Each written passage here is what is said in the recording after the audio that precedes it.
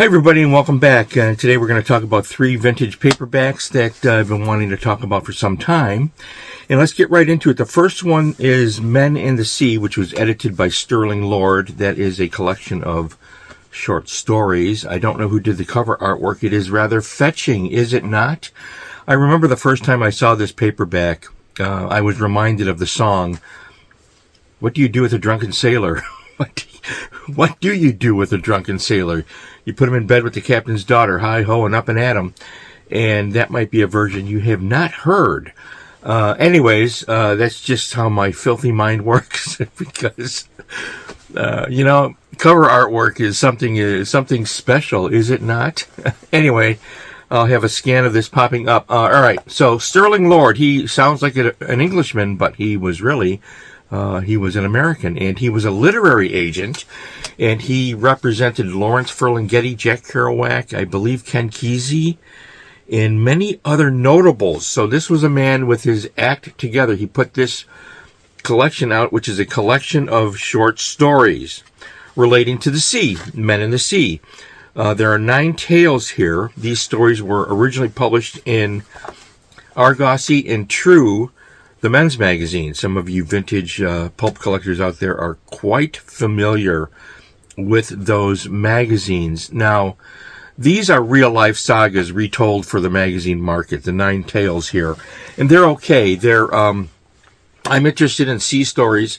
So this covers a lot of territory as far as the historical backdrop in these tales. And I thought that they were good. Nothing that jumped out at me. I am completely and entirely unfamiliar with any of the authors in here.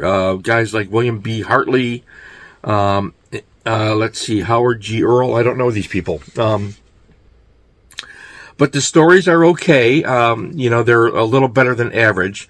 They were clearly written for the men's market. There's nothing enticing about them or disturbing in any way. It wasn't man-bait stuff at all, even though the cover is clearly man-bait cover. And that's just the way it was back then. Nice little collection if you're interested. The blurb is where anything could happen and did with those drunken sailors. Anyways, nice little paperback if you're interested in sea stories. Based upon real life events and so forth, reportedly. I don't really know. I was unfamiliar, I think, with most of the events depicted here. Maybe 1 or 2 I had heard about before. Morton M. Hunt is an author. I don't know. The Treasure of Silver Shoals is one of the stories. So anyways, a slender volume from Sterling Lord, the literary agent who represented some very notable men in his life. All right, so nice little vintage paperback to have for those of you who are fans of sea stories. The next one is an interesting one as well. This is also a collection of stories, Soldiers, Women by Stan Smith. These are fictional tales by Stan Smith. I'm going to cover Stan Smith in the future again because I have quite a few books by him. He was an interesting guy. I'll tell you a little bit about him now, but as far as this book goes, these are 13 fiction tales of soldiers, women. The blurb here says, lusty females who turned battlefields into boudoirs. Can you imagine? It's just, this is man-bait, or this is a man-bait paperback, whether you like it or not. That's what it is. It is on the back. It's nude with a rifle is the blurb up here. And then there's a quote from the book. She got the gun in her hands and sat up, pulling back the bolt. The enemy whirled, shocked into immobility at the spectacle of the gorgeous blonde Americans sitting up, nude, aiming one of their own guns. Okay? The undressed Red, that would be a commie, shrugged his heavy shoulders, laughing softly. He came toward her slowly, his long, ape-like arms swinging forward. Man-bait all the way with Soldiers, Women by Stan Smith. Now, Stan Smith, I'm going to cover again, like I said. He was a World War II veteran. He wrote over 1,000 stories. He appeared in such magazines as Life Looks Saturday Evening, Post, Collier's, True, and Harper's, among others. And these stories were originally published in Man's Life, Man's Illustrated and for men only. So he really pushed it out there. So Stan Smith, some of you may be familiar with some of his work, fiction writer all the way. Not all of his work is man-bait. This happens to be man-bait, and it's pretty, other than the cover and the blurb, it's pretty modest. It's nothing that is explicit like today, but a fun book to read. I think Stan Smith is an interesting guy, so I will return to him again in the future. Interesting author. I have another collection of his World War II short stories collection in a couple of other books. All right, finally, we're going to end with a novel. And this is a great novel. This is Red Lion Inn by Robert Payne. And the cover on this is by Rafael de Soto. Some of you pulp fans out there are quite familiar with Rafael de Soto and his superlative work. And so this is a great example of Rafael de Soto. I wish I knew who did the others, but I don't know who did the other covers. Somebody does. You can always let me know. All right, so The Red Lion Inn is a novel. And this takes place in 1900.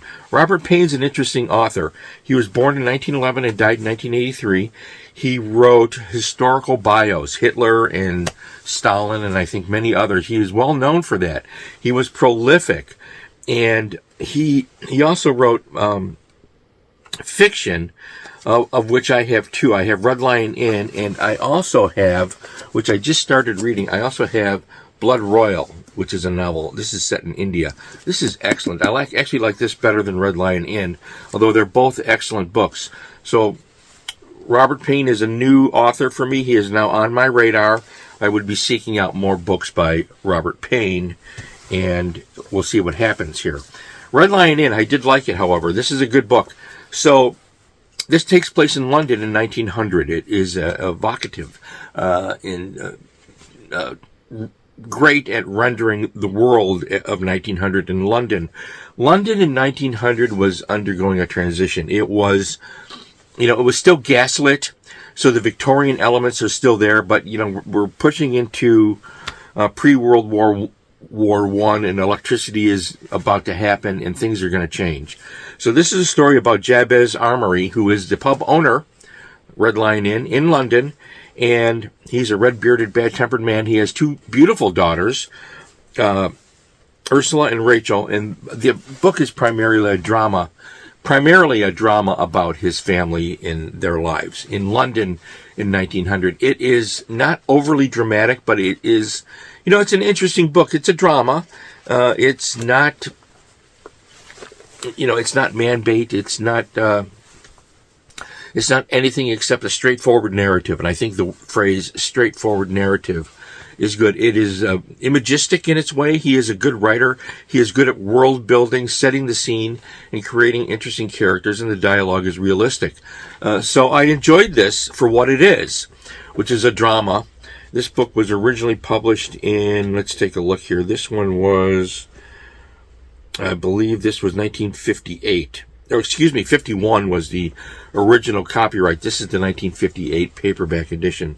So 8 years later, we get the paperback. I've seen a copy of, I actually saw in Scotland, I saw a copy of the first edition hardcover, but I've never found it. It has a completely different cover.